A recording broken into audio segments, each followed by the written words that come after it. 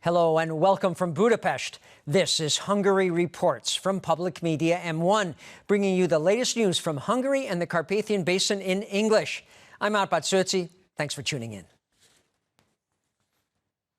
Vaccinations for coronavirus are now only available in Hungary on a standby basis.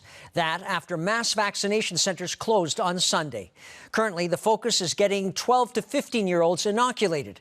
And on Monday, more than 40,000 people got vaccinated across the country, and most of those for their second dose of vaccine.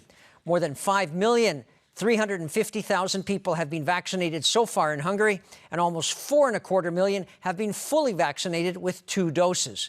You can still register online to get vaccinated, and once you do that, you can also book an appointment.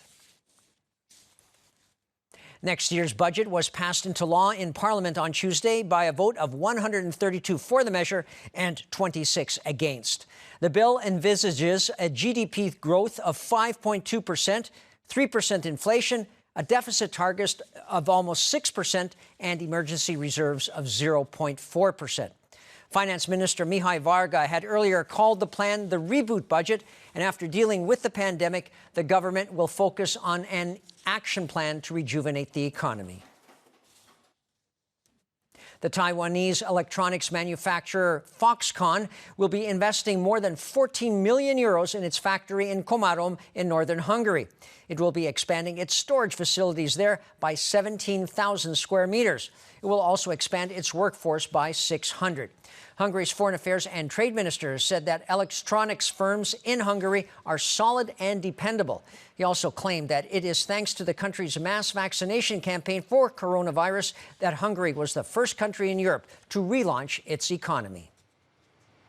While investments decreased globally by 42% last year, Hungary has since then been able to record an increase of 140%.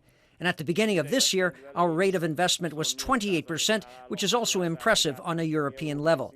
Furthermore, it's thanks to investments by Foxconn and other similar companies that we can say that 36,000 more people have jobs in Hungary than a year ago. This year, overnight youth camps will be allowed again in Hungary. That's what the head of the operative group responsible for relaunching public life said.